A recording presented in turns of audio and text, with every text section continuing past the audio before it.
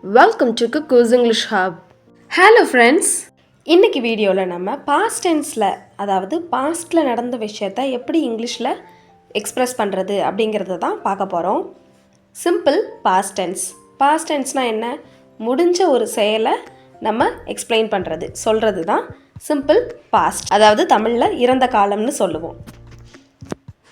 இப்போ பாருங்கள், பாஸ்ட் டென்ஸில் நடந்த விஷயம் எந்த டென்ஸாக இருந்தாலும் first structure of the sentence is very important. ஒரு சென்டென்ஸோட ஸ்ட்ரக்சர் என்ன?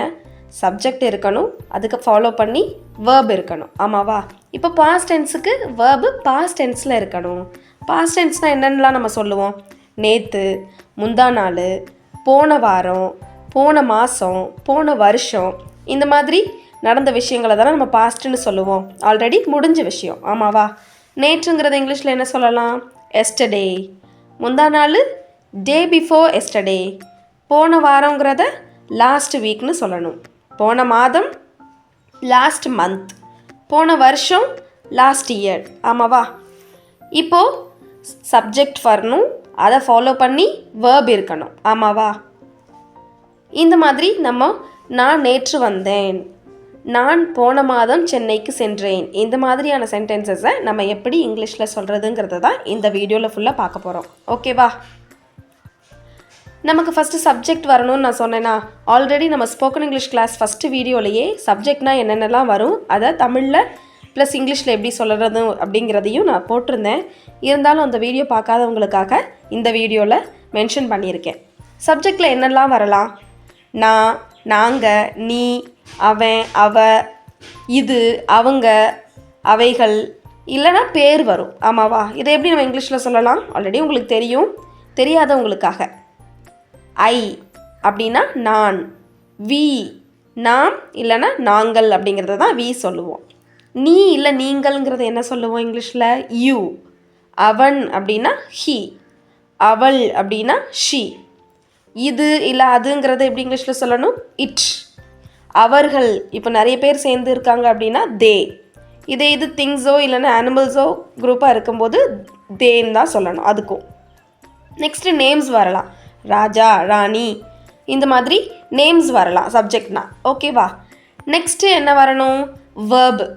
நமக்கு வேர்பில் 3 ஃபார்ம்ஸ் ஆஃப் வேர்ப் இருக்குது. Present, past, past participle. என்ன இருக்குது?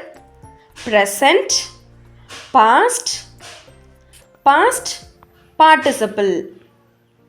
இப்போ அதை நம்ம V1, V2, V3 அப்படின்னு ஷார்ட்டாகவும் சொல்லலாம். verb 1, verb 2, verb 3. For example உங்களுக்கு நான் 2 வேர்பு கொடுத்துருக்கேன் 3 ஃபார்ம்ஸாக எப்படி பண்ணணும் அப்படிங்கிறதுக்காக. Eat, ate, eaten. Play, played, plate.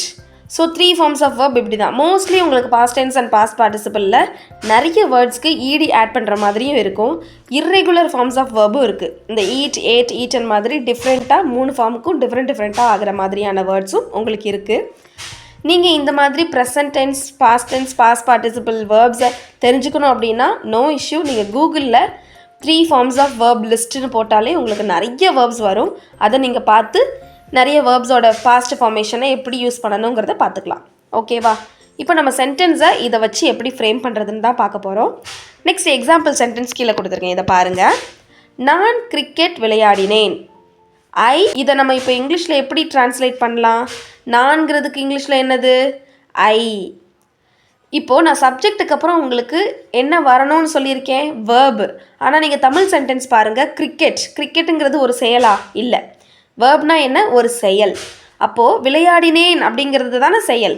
விளையாடினேன் அப்படின்னா இது நடந்து முடிஞ்சிருச்சு, நான் விளையாடிட்டேன். அப்போது இது பாஸ்ட்டில் இருக்குங்கிறத நம்ம அதன் மூலமாக தெரிஞ்சுக்கலாம். இப்போ விளையாடினேன் அப்படிங்கிறதுக்கு இங்கிலீஷில் என்னது? ப்ளே.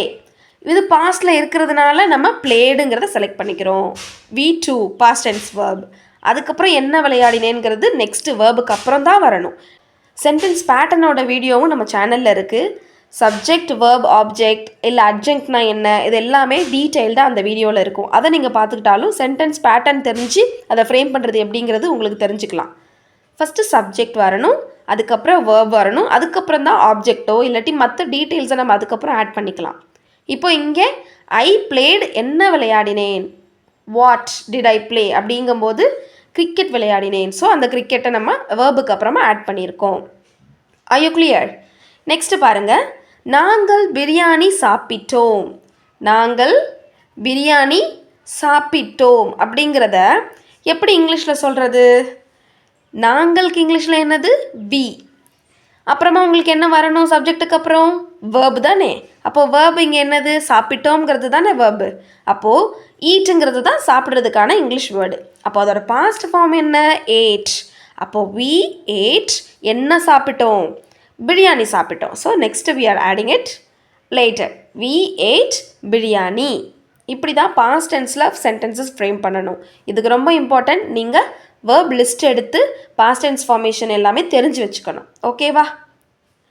நெக்ஸ்ட் இங்கே பாருங்கள், சிம்பிள் பாஸ்ட் டென்ஸில் நம்ம இன்னும் நிறைய எப்படி சென்டென்சஸ் சப்ஜெக்ட் ப்ளஸ் வேர்ப் எந்த மாதிரி ஃப்ரேம் பண்ணலாங்கிற எக்ஸாம்பிள் கொடுத்துருக்கேன். இங்கே பாருங்கள், அவன் வந்தான். இதை இங்கிலீஷில் எப்படி சொல்லலாம்? ஈஸி. இப்போ நீங்கள் புரிஞ்சிருப்பீங்க. அவனுங்கிறது இங்கிலீஷில் எப்படி சொல்லணும்? ஹீ. வந்தானுக்கு இங்கிலீஷில் என்னது? வர்றதுங்கிற ஆக்ஷனுக்கு இங்கிலீஷில் கம். ஆமாவா? அப்போது அதோட V2 என்னது? ஐ மீன் பாஸ்ட் டென்ஸ் ஃபார்மேஷன் என்னது? Game. Come, game. So we are using it here. He came. அவன் வந்தான். ஓகேவா? நெக்ஸ்ட்டு அவள் சமைத்தாள் அப்படிங்கிற சென்டென்ஸ் இங்கிலீஷில் எப்படி சொல்லலாம்? She cooked. குக்குங்கிறது தானே சமைக்கிறதுக்கான இங்கிலீஷ் வேர்டு. அப்போ அதோட பாஸ்ட் ஃபார்ம் இங்கே நான் கொடுத்துருக்கேனா? குக்ட். So she cooked. ஓகேவா? நெக்ஸ்ட்டு நாங்கள் வந்தோம். அதை இங்கிலீஷில் எப்படி சொல்லலாம்? நாங்களுக்கு இங்கிலீஷில் என்ன? வி. வந்தோம் வர்றதுக்கு இங்கிலீஷில் கம். அப்போ அதோட பாஸ்ட் ஃபார்ம் கேம். ஸோ நாங்கள் வந்தோம், வி கேம். இந்த மாதிரி சிம்பிள் சென்டென்சஸை நீங்கள் பேசி பார்த்துக்கிட்டா மட்டும்தான் அதுக்கப்புறம் நிறைய பெரிய பெரிய சென்டென்சஸை ஈஸியாக நம்ம ஆட் ஆன் பண்ணிக்கலாம் டீட்டெயில்ஸை. நெக்ஸ்ட்டு அவர்கள் சென்றனர். இதை இங்கிலீஷில் எப்படி சொல்கிறது? அவர்களுக்கு இங்கிலீஷில் என்ன சொன்னேன்? அவர்கள் அவைகள் எல்லாம் தே. அப்போது தே வெண்ட். ஒரு இடத்துல இருந்து மூவ் ஆகுது, போகிறதுக்கு இங்கிலீஷில் என்னது? கோ. அப்போ அதோட பாஸ்ட் டென்ஸ் என்னது? வெண்ட். அப்போ we have to use went here. They went. Are you clear? Yeah. Next இங்கே பாருங்க, நான் நேற்று வந்தேன் அப்படிங்கிறத எப்படி இங்கிலீஷில் சொல்லணும்? நான் ஐ வந்தேன். உங்களுக்கு இப்போ தெரியும் வந்தேன் இங்கிலீஷில் என்ன சொல்லணும்? கேம். அப்புறம் எப்போ வந்தேன்? நேற்று வந்தேன். ஸோ நான் சொன்னேன் இல்லையா, ஆப்ஜெக்டோ இல்லை அட்ஜெக்டோ எப்போ வந்தேன், என்ன கொடுத்தேன், இது எல்லாமே வேர்புக்கு அப்புறமா தான் ஆட் பண்ணணும். So I came yesterday. Okay. Next நாங்கள் போன மாதம் சென்னைக்கு சென்றோம். இதை எப்படி இங்கிலீஷில் சொல்லலாம்? உங்களுக்கு தெரியும், போன மாதம்ங்கிறதுக்கு இங்கிலீஷில் என்னது? Last month. நாங்களுக்கு இங்கிலீஷில் என்னது? வி. சென்னை அப்படியே எழுத போகிறோம். இப்போ பாருங்கள், நாங்களுக்கு இங்கிலீஷில் வி, சப்ஜெக்ட்டுக்கு அப்புறம் என்ன ஆட் பண்ணணும்? வேர்ப். ரைட். அப்போது இங்கே என்ன வேர்பு, என்ன ஆக்ஷன் கொடுத்துருக்காங்க? சென்றோம். அதுதான் ஆக்ஷன். இங்கேருந்து ஒரு இடத்துக்கு போயிட்டோம், அதுதான் ஆக்ஷன் வேர்டு. அப்போ அதுதான் வேர்பு. செல்றதுக்கு இங்கிலீஷில் என்னது? கோ. கோவோட பாஸ்ட் டென்ஸ் என்னென்னு நம்ம பார்த்தோம்? வெண்ட். So we went. சென்னைக்கு இக்கு அப்படிங்கிற ஒரு வேர்டு இருக்கு இல்லையா, இக்குங்கிற வேர்டுக்கு இங்கிலீஷில் என்ன சொல்லணும்னா to. We went to. Next எங்கே போகிறோம்? சென்னைக்கு போகிறோம். ஸோ சென்னை. டு சென்னை. சென்னை டூன்னு போடக்கூடாது. சென்னைக்கு அப்புறம் தான் இக்கு இருக்குது, அப்போ சென்னைக்கு அப்புறம் தான் டூ போடணும்லாம் இல்லை. டு சென்னை. சென்னைக்குங்கிறத என்ன சொல்லணும்? To Chennai. So we went to Chennai. எப்போ போனோம்? போன மாதம். அப்போ இங்கிலீஷில் last month. We went to Chennai last month. Clear? எப்படி இப்போது நம்ம தமிழில் யூஸ் பண்ணுற சென்டென்சஸை இங்கிலீஷில் ஃப்ரேம் பண்ணணும் பாஸ்ட் டென்ஸ்லன்னு பார்த்தாச்சா? எஸ். இப்போ நான் உங்களுக்கு சில வேர்ட்ஸை எப்படி தமிழில் இருக்கிறதுக்கு இங்கிலீஷில் சொல்லணுங்கிறத போட்டிருக்கேன். டூக்கு நான் இப்போ ஆல்ரெடி சொன்னேன், இக்குங்கிறது டூ. ஆக அப்படின்னா ஃபார். பற்றினா இங்கிலீஷில் அபவுட்.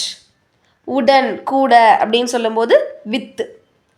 இருந்து அப்படின்னா ஃப்ரம். இங்கேருந்து ஃப்ரம் ஹியர் அந்த மாதிரி. இருந்துன்னா ஃப்ரம். இல் அப்படின்னா அட், இன் ரெண்டுமே யூஸ் பண்ணலாம். எங்கெங்கே யூஸ் பண்ணணுங்கிறத நம்ம அப்கமிங் வீடியோஸில் பார்க்கும்போது உங்களுக்கு தெரிஞ்சுக்கலாம். ஸோ இந்த தமிழ் வேர்ட்ஸ் எல்லாம் இங்கிலீஷில் இந்த மாதிரி தான் சொல்லணும். ஓகே. இப்போது வீடியோ பார்த்தா மட்டும் போதாது, அதை எப்படி நீங்கள் சென்டென்ஸாக ஃப்ரேம் பண்ணுறீங்கன்றது ரொம்ப இம்பார்ட்டண்ட். நான் கொடுத்துருக்கிற இந்த தமிழ் சென்டென்சஸை, நான் போனேன், அவன் சாப்பிட்டான், அவர்கள் தூங்கினார்கள், கலை விளையாடினாள், நாங்கள் தேர்வு எழுதினோம். இந்த 5 சென்டென்சஸ்க்கும் இங்கிலீஷில் எப்படி சென்டென்ஸ் நீங்கள் ஃப்ரேம் பண்ணுறீங்கன்றதை எனக்கு கமெண்ட் பாக்ஸில் கமெண்ட் பண்ணுங்கள். உங்களுக்கு 3 ஃபார்ம்ஸ் ஆஃப் வேர்ப்ஸ் லிஸ்ட் வேணும் அப்படின்னா எஸ்ன்னு கமெண்ட் பண்ணுங்கள். நான் நெக்ஸ்ட் வீடியோவாக அதை போடுறேன். இந்த வீடியோ உங்களுக்கு யூஸ்ஃபுல்லாக இருந்துச்சுன்னா லைக் பண்ணிவிட்டு உங்கள் ஃப்ரெண்ட்ஸுக்கும் ஷேர் பண்ணுங்கள். மறக்காமல் குக்கூஸ் இங்கிலீஷ் ஹப் சேனலை சப்ஸ்கிரைப் பண்ணிவிடுங்க.